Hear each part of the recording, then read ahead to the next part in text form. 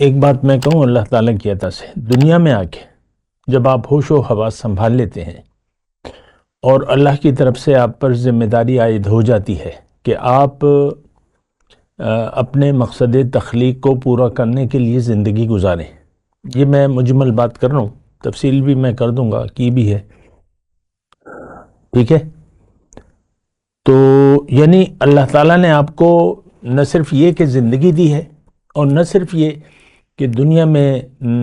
زندگی گزارنے کی تمام لوازمات زندگی سے نوازا ہے،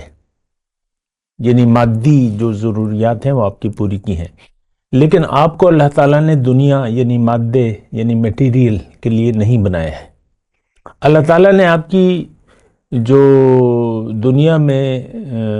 جسم آپ کو دیا ہے تو وہ آپ کی روحانی ترقی ہے۔ اور مختصر طور پہ میں بتاؤں کہ اللہ تعالیٰ نے آپ کو زندگی اس لیے دی ہے کہ آپ اپنے اوپر آپ اللہ کا رنگ اپنے اوپر چڑھا لیں، یا اللہ تعالیٰ کے رنگ میں رنگ جائیں۔ قرآن ہے صبغۃ اللہ، پھر تخلقوا باخلاق اللہ، حضور صلی اللہ علیہ وسلم کے الفاظ ہیں کہ تم اللہ کی صفات اپنے اندر پیدا کرو، اللہ کی صفات جو ہیں، یہ مطلب مقصد ہے۔